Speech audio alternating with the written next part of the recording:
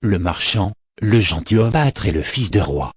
4 chercheurs de nouveau monde, presque nus échappés à la fureur des ondes, un trafiquant, un noble, un pâtre, un fils de roi, réduits au sort de Bélisaire, demandaient aux passants de quoi pouvoir soulager leur misère.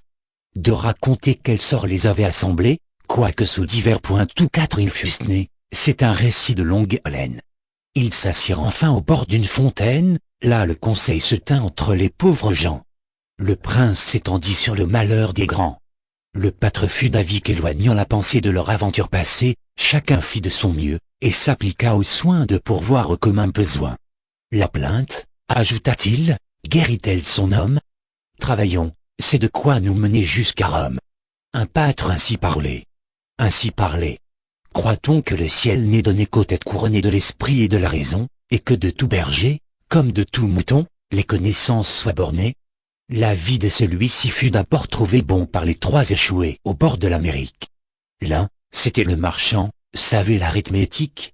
À temps par mois, dit-il, j'en donnerai leçon. J'enseignerai la politique, reprit le fils de roi. Le noble poursuivit, moi, je sais le blason, j'en veux tenir école. Comme si, de vers l'Inde, on eût eu dans l'esprit la sotte vanité de ce jargon frivole. Le pâtre dit, ami, vous parlez bien, mais pas. Le mois 30 jours. Jusqu'à cette échéance jeûnons-nous, par votre foi. Vous me donnez une espérance belle, mais éloignée, et cependant j'ai faim. Qui pourvoira de nous au dîner de demain? Ou plutôt sur quelle assurance fondez-vous, dites-moi, le souper d'aujourd'hui? Avant tout autre, c'est celui dont il s'agit. Votre science est courte là-dessus, ma main y suppléera.